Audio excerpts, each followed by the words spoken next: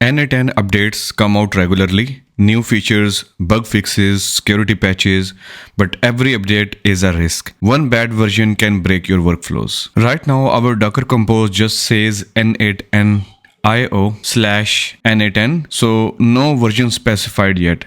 That means every pull grabs the latest. It's convenient, but if an update breaks something, you can't easily go back. So with the pinned version, rollback is one command away. In this video, you will learn about version pinning, a live update on my production server, and you will see how to roll back when things go wrong. This is part 4 of my n8n series. If you haven't set up the backups yet, then watch part 3 first. You will need those. So let's get into it. Before any update, 3 things every time. Step 1, take a backup. So run your backup script from the part 3 of this series. I already have created that backup script that is in the /n8n folder. Let me show you the backups folder, backups. In the backups, we have currently 2 backups. I'm going to delete all of them. Now let's run the command /opt/n8n/backup.sh. Okay, it has created the backup, and now you see we again have fresh backup created here. So now if something breaks, you can restore everything easily.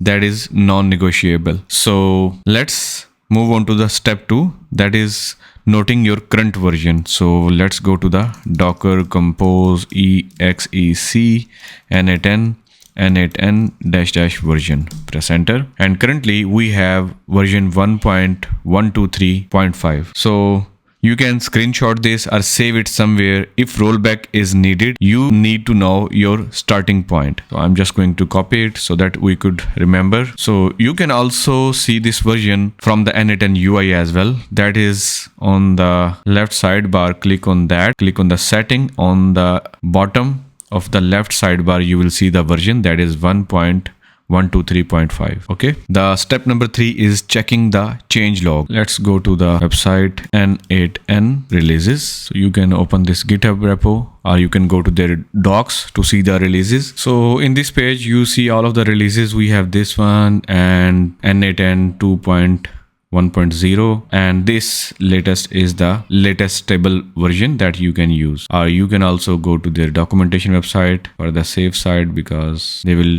give you the most recent stable version, that is 2.0.2. okay, so you should use this one if you want the latest version. And now if you want to see what is changed in this version, you can click on the releases. It will again take you to the GitHub, and you can scroll back down to go to the specific version that was 2.0.2, this one. okay, so here it has fixed these bugs, and you can see the difference in other versions as well, that what was added after your current version. So in this way, you can see what changed between your version and the latest. And also in this page, you should search for the breaking changes. So if in your version or in all of those versions that are after your current version, if you see this heading saying breaking changes, then that's mean there might be things that might affect existing workflows. So you should see what are those breaking changes by clicking the relevant links that they have provided. So spend some time, carefully review all of the changes. If there are some database migrations, don't worry, these happen automatically, but good to know.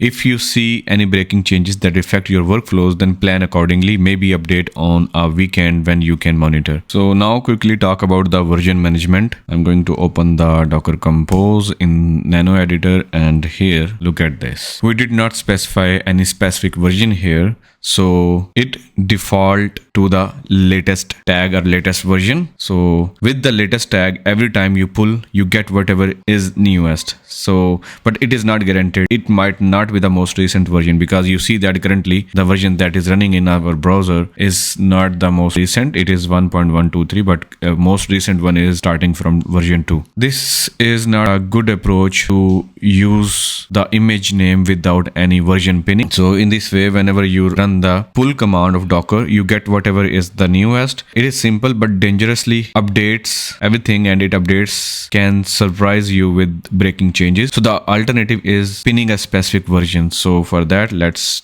type the version that we want to use. So let's say I want to use the most recent one that we just talked about, this one. Copy the version and paste it here. 2.0.2. So with a pinned version, you decide when to update. You have complete control. Here is the thing most people miss. For production, pin your version. Update deliberately, not accidentally. For development or testing, latest is fine. You can find the version tags on Docker Hub. Pick one that's been out for at least a few days. Let others find the bugs first. Alright, let's do this live. I'm going to update my production n8n right now. So first let me check my current version. For that I will use docker compose execute n8n -version, and here you see the version. So let me check Docker Hub for what's available.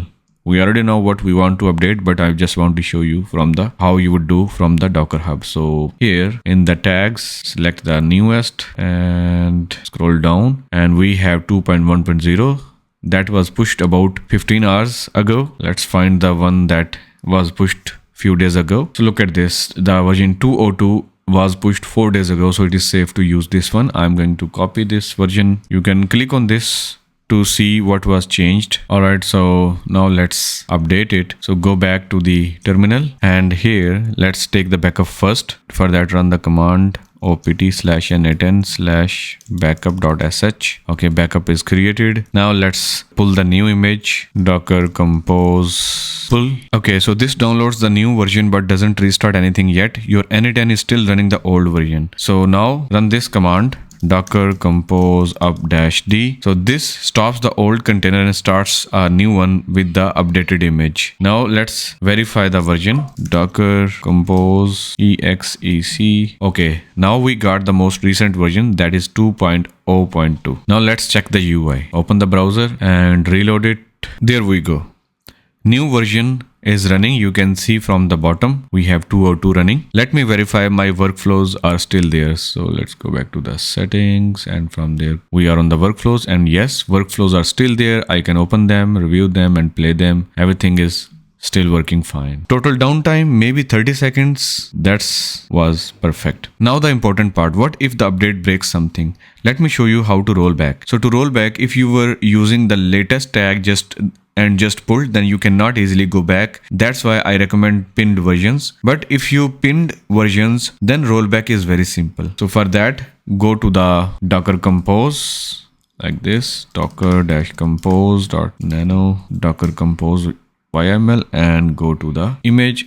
As I have noted the version earlier which I was using, so I can just pin it here and my version was this 1.123.5. Okay, let's save it. Now let's run the command docker compose pull, as it was already pulled earlier, so it was very fast. Now run the command docker compose up-d. Okay, it is back to the old version. Let me take you to the browser and reload it. Go to the setting and look at that. We are back to the old version.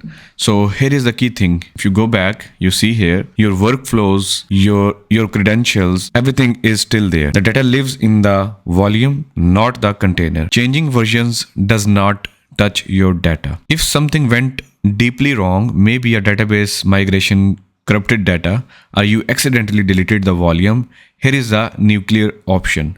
Restore from the part 3 backup solution that we created. You will find all of the code or script, whatever we have created, you can find that from there and you can run it. So let me quickly run these commands in front of you. Run the command docker compose down to stop the n8n. Now delete the volume, docker volume rm n8n data. Now let's recreate and restore. So first of all, I will recreate the volume, create n8n data. Okay, now I will restore my backup into this volume by running this command, but here we have to replace this with the original file, the backup file. So let me first get the name of the backup file. So go to the backups ls. So these are the backups. So let me pick up the most recent backup that we got. So this one looks the most recent backup. So copy the name, and here I would replace the name with the original backup name, press enter. All right, backup has been restored. Now let's start n8n with old version. For that, run the command docker compose up-d, press enter. All right, it's done. This is your nuclear option, full restore to exactly where you were before the update. Now let's go back to the browser just to make sure, reload it to see everything is still working.